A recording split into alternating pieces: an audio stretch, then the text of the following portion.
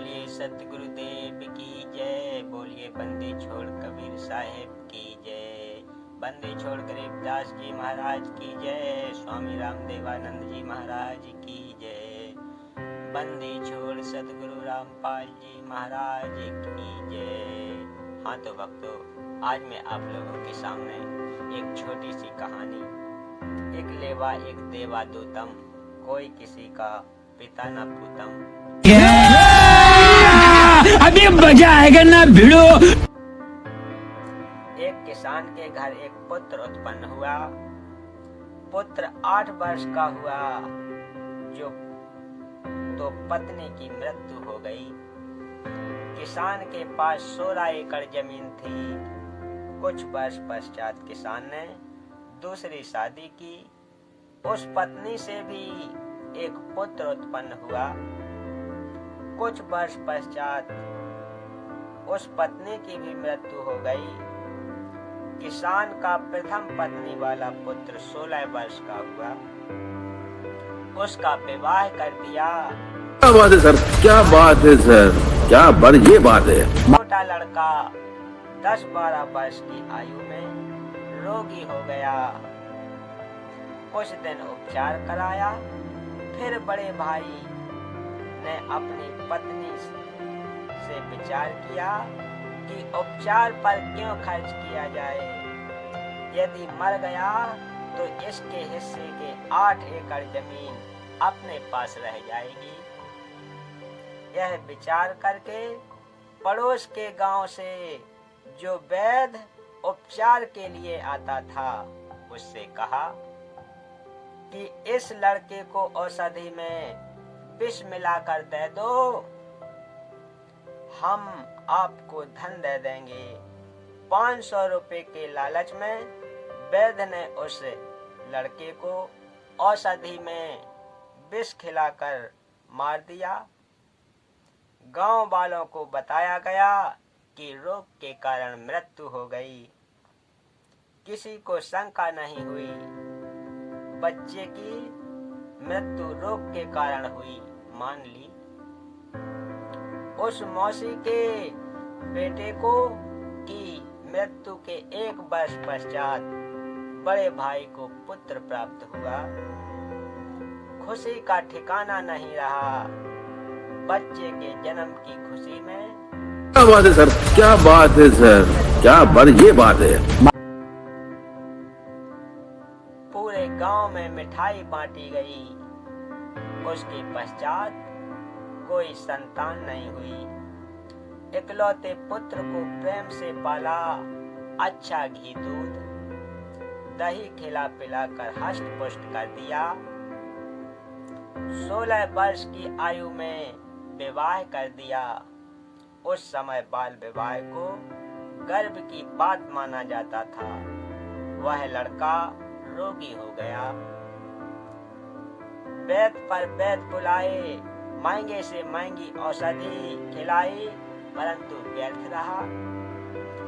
उस समय 1 महीने में 1-1 हजार की औषधि खिलाई गई।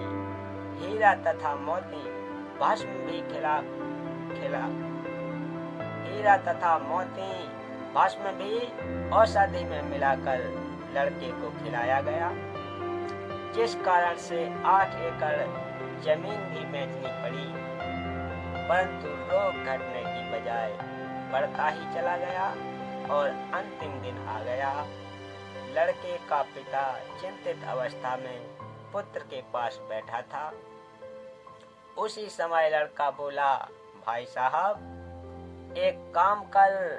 पिता ने कहा कि बेटा मैं तेरा पिता हूँ।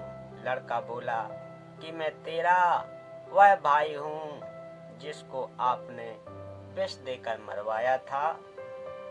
मैं ही अपना बदला लेने के लिए आपके पुत्र रूप में जन्मा हूँ। उस लड़के की माताजी भी वहीं विराजमान थीं। लड़का बोला कि 8 एकड़ जमीन मेरे हिस्से की थी, वह मैंने वसूल कर ली है। क्या बात है सर, क्या बात है सर, क्या बढ़िया बात है। का हिसाब शेष है, उसकी तैयारी करो। यह बात सुनकर पिता और भाई का मुख फटा का फटा रह गया। अपने किए पर दोनों पति पत्नी ने पश्चाताप किया। परमात्मा का विधान अटल है। बड़े भाई ने पुत्र रूप में जन्मे छोटे भाई से प्रश्न किया कि हमने लालच में आकर जो पाप किया, हमें तो परमात्मा ने फल दे दिया। जिस उद्देश्य के लिए आपकी जान ली थी, वह 8 एकड़ जमीन बिक गई तथा अन्य संतान है नहीं। यह शेष जमीन कोई और ही लेगा। हमारा तो नाश हुआ सो हुआ, यह तो होना ही चाहिए था। परमात्मा ने न्याय किया, परंतु जो लड़की अपनी आपकी पत्नी रूप में आई है, इसने कौन सा अपराध किया है जिस कारण से यह सती प्रथा के तहत आपके साथ जिंदा जलाई जाएगी। इसके साथ भगवान ने अन्याय किया है। छोटा भाई और पुत्र बोला कि मेरी मृत्यु के 2 वर्ष पश्चात वह वैद्य मर गया था, जिसने मुझे 500 रुपए के लालच में विष देकर मारा था। वह पत्नी वही वैद्य डॉक्टर वाली आत्मा है। इसको वह फल मिलेगा, जिंदा जलाई जाएगी। उस समय सती प्रथा जोरों पर थी।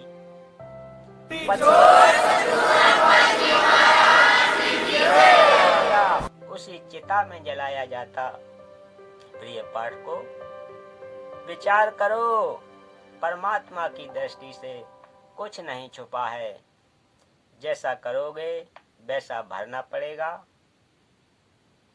प्रत्येक परिवार इसी प्रकार संस्कार के कारण एक दूसरे से जुड़ा है। कोई पूर्व जन्म का कर्ज उतारने के लिए जन्मा है, कोई पूर्व जन्म का कर्ज लेने जन्मा है। उदाहरण के लिए पिता ने लड़के को पढ़ाया। शादी से 2 दिन पहले दुर्घटनाग्रस्त होकर मर गया। वह अपना कर्ज पिता से लेने आया था। बेटा जवान हुआ, कार्य करके निर्वाह करने लगा। पिता रोगी हो गया, लाखों रुपए लगे, व्यर्थ रहे, मर गया। वह पिता पिछले जन्म का कर्ज लेने आया था। कुछ देने आया था। लड़की का विवाह किया। 2 वर्ष पश्चात लड़की मर गई। बहुत दहेज दिया था। वह दामाद पूर्व जन्म के ऋण के बदले में लड़की भी ले गया और धन भी। वर्तमान में जो किसी के साथ धोखा करके धन हड़प लेते हैं, वह धन अगले जन्म में दामाद बनकर वसूलेगा। क्या बात है सर, क्या बात है सर, क्या ये बात है। बुद्धिमान को संकेत ही पर्याप्त है। उपरोक्त केवल कथा नहीं है, यह हकीकत है। कोई यह कहता है यह तो डराने के लिए कथा बनाई, किसने देखा है क्या होगा। जैसे चोर को भद्र पुरुष समझाते हैं कि भाई चोरी मत किया कर। जब पकड़ा गया तो पहले तो जनता पिटाई करेगी, फिर पुलिस पीटेगी और जेल में भी कष्ट उठाना पड़ेगा। यदि कोई कहे कि यह तो चोर को डराने के लिए कहा है, किसने देखा है कि आगे क्या होता है। विचार करें, चोर को सच्चाई से अवगत करवा कर डराया है और सच्चाई भी है।